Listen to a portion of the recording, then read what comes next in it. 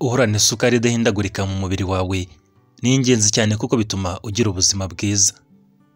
Bikaba ikintu cy'agaciro cyane ku bantu bafite uburwayi bwa diyabete kuko akenshi bakunda kugira ibibazo by'isukari ihindagurika ikaba nkeya cyangwa se ikaba nyinshi cyane. Ndetse burya guhorana isukari idahindagurika mu mubiri wawe bituma umusemburo wa insuline ukomeza gukora neza. Bikagabanya ibyago byo kurwara indwara za diyabete cyangwa se indwara zitwa metabolic syndrome. Muri rusange burya hari ibiribwa ukwiye kurya bidatumbagiza isukari mu maraso bigatuma ihora ku murongo, ndetse ni ibiribwa byiza ku bantu basanzwe bafite uburwayi bwa diyabete cyangwa se abantu ba diabetike. Ni ibiribwa bidatuma isukari yo mu maraso itumbagira, ndetse ni ibiribwa binagabanya ibyago byo kuba ushobora kugira complication cyangwa se ibindi bibazo mu gihe ufite uburwayi bwa diyabete. Muri make ni ibiribwa bigira ibyitwa glycemic index ntoya, bisobanuye ko bidatuma isukari mu maraso idatumbagira, ahubwo ikaba stable, ikaguma mu kigero cyiza. Muri kino kiganiro rero tugiye kurebera hamwe ibiribwa 17 bituma isukari mu maraso idatumbagira. Ni ibiribwa birimo imbuto, imboga ndetse n'ibindi biryo nyine muri rusange dukunda guhura nabyo. Muri make rero tudatinze reka turebere hamwe ibyo biribwa, turagenda tugusobanurira buri kiribwa tukubwira n'uburyo nyine kitazamura isukari yo mu maraso cyangwa se kidatuma isukari mu maraso itumbagira nyuma yo kukirya. Ikiribwa cya mbere kitazamura ku kigero kinini isukari mu maraso ni imbuto za avoka. Burya avoka ni nziza cyane, zibonekamo ibinure byiza byitwa monounsaturated fats n'ibi byitwa fibre. Ibyo bikaba ari ingenzi cyane mu kugabanya no gushyira ku murongo isukari yo mu maraso bigatuma idatumbagira. Avoka burya ibonekamo ibyitwa glycemic index iri hasi, ibyo bigaterwa burya n'isukari yo mu bwoko bw'iyitwa carbohydrates idahita itunganywa neza n'umubiri. Ibyo bigatuma rero isukari mu maraso idatumbagira nyuma yo kurya avoka. Avoka nanone usangamo n'imyunyungugu nka potassium. Ibyo bikaba ari byiza cyane ku mikorere y'umutima. Avoka ishyira ku murongo umusemburo witwa insuline ukaba mwinshi kandi ukabasha gukora neza. Avoka ikagabanya n'ibibazo bya inflammation ku buryo usanga nyine kuyirya ari byiza cyane kandi bigabanya ibyago byo kurwara uburwayi bwa diyabete. Ikiribwa cya kabiri kidatumbagiza isukari mu maraso ni chia seeds. Chia seeds ni nziza cyane, burya zibonekamo ibinure byiza bya omega 3 na proteine, ndetse zikabonekamo n'ibyitwa fibre byoroshya digestion y'ibyo twariye. Ibyo bigatuma isukari mu maraso idahita itumbagira mu gihe twariye chia seeds. Chia seeds ni nziza cyane ku mubiri wacu, kuzirya bituma tugira ubuzima bwiza, bituma igogora ibyo twariye rikorwa neza, zigatuma tugira ubuzima bwiza, ndetse zikaba zunganira ibyo twariye, ugasanga umuntu uzirya ahorana ubuzima bwiza, zigatera imikorere myiza y'umutima kandi zikagabanya ibyago byo kuba twarwara indwara zirimo nka hypertension ndetse na diabete.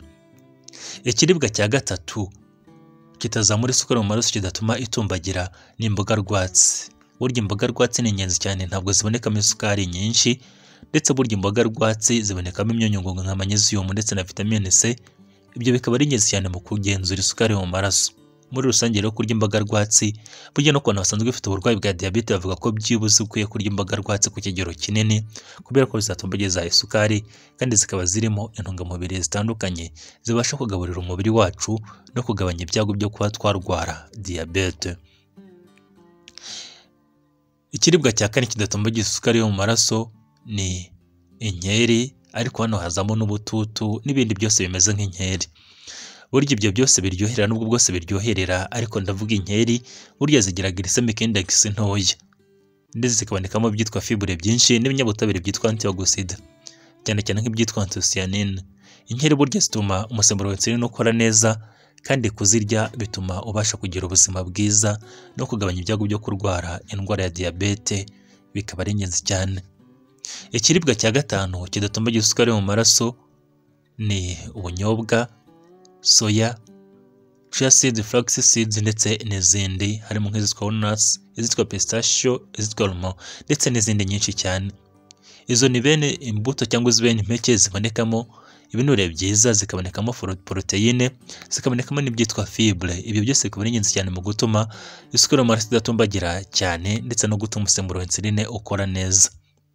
Cyane cyane nk'ubunyobwa n'ibyo zindi twakubwiye, burya zibasha gutera imikorere myiza y'umutima, kandi kuzirya bikagabanya umubyibuho ukabije, bikagabanya n'ibyago byo kuba warwara indwara ya diyabete. Ikiribwa cya gatandatu kidatumbagiza isukari mu maraso ni yawurute, ariko yawurute itaryoherera. Burya yawurute zishobora gukorwa mu buryo butandukanye, hari izongerwamo inkeri, hari izishyirwamo n'ibindi bintu nk'amasukari, ndetse burya yawurute zitaryoherera nizo nziza cyane. Izi rero ni opsiyo nziza kubera ko burya zitaba zirimo amasukari, ndetse nanone ntizituma isukari mu maraso itumbagira cyangwa se ngo ibe nyinshi mu gihe twaziriye. Ahubwo burya yawurute ni ingenzi cyane no mu gutuma tugira ubuzima bwiza. Ikiribwa cya karindwi kidatumbagira isukari mu maraso, kidatuma yiyongera ngo ibe nyinshi, ni ibijumba ndetse n'ibirayi. Burya ibijumba n'ibirayi biza mu cyiciro kimwe, burya bibonekamo isukari ariko itabasha gutunganywa neza n'umubiri ku buryo yahita itumbagiza isukari mu maraso ngo ibe nyinshi. Kuko ibyo bigatuma rero bigira glycemic index iri hasi, cyane cyane nka biriya birayi by'umweru cyangwa se ibijumba by'umweru umanyura ukabona imbere bisa n'umweru.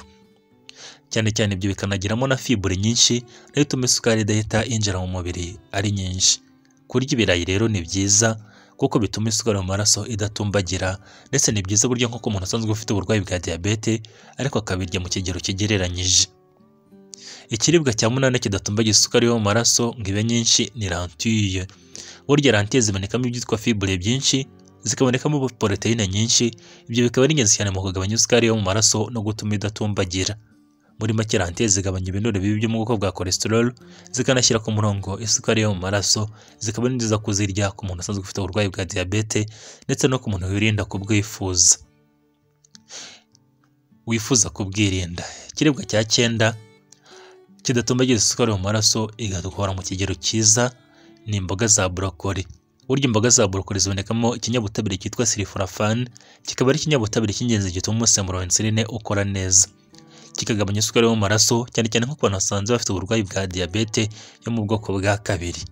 Kurya imboga za brokoli ni byiza cyane kuko zibasha gutuma ubasha kugira ubuzima bwiza, zikagabanya ibyago byo kurwara indwara ya diyabete yo mu bwoko bwa kabiri, ndetse n'abantu basanzwe bayirwaye bigatuma isukari yo mu maraso idatumbagira ngo ibe nyinshi, bagira ibibazo cyangwa se ya diyabete ibatera ibibazo. Muri make ni imboga nziza cyane kuzirya kuri bo. Ikiribwa cya 10 kidatumbagira isukari yo mu maraso ni amagi. Burya amagi abonekamo ntabwo abamo ibyitwa carbo. Amagi ahubwo abonekamo poroteyine nyinshi, ibyo bigatuma rero amagi abasha gutuma isukari yo mu maraso mu gihe uyariye iba stable. Muri make ikiribwa cy'amagi ni ingenzi cyane kukirya kubera ko kitanabonekamo glycemic index nyinshi, ibyo bigatuma rero kiba ikiribwa cyiza kukirya mu gihe usanzwe ufite uburwayi bwa diyabete n'umuntu wifuza kubwirinda. Ikiribwa cya 11 kidatumbagira isukari yo mu maraso ni imbuto za pome.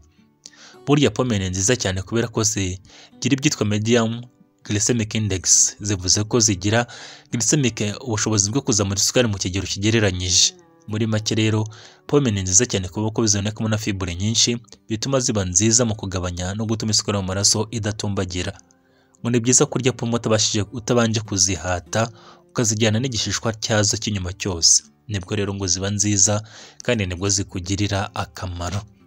Muri make pome ni nziza cyane kubera ko zibasha gutuma uzirya kandi zikagabanya ibyago byo kurwara diyabete, ndetse zigatuma isukari mu maraso idatumbagira ku kigero kinini cyane. Ikiribwa cya 12 kidatumbagira isukari mu maraso ni ingano. Burya kurya ingano ngo zibonekamo ibyitwa fibre ndetse n'ibyitwa beta glucan, ibyo byose bigatuma igogora y'ibyo twariye rikorwa mu buryo bugereranyije, ntibyihute, nanone bikaba bishobora gutuma isukari mu maraso idatumbagira neza mu buryo bwihuse. Ikiribwa cya 13 kidatumbagiza isukari yo mu maraso ni karoti. Burya karoti nubwo bwose ziryoherera cyangwa se umva ziryoshye, ariko zigifitemo ibyitwa glycemic index iri hasi. Ahubwo burya karori nazo ziboneka muri karoti nazo ziba ari nkeya.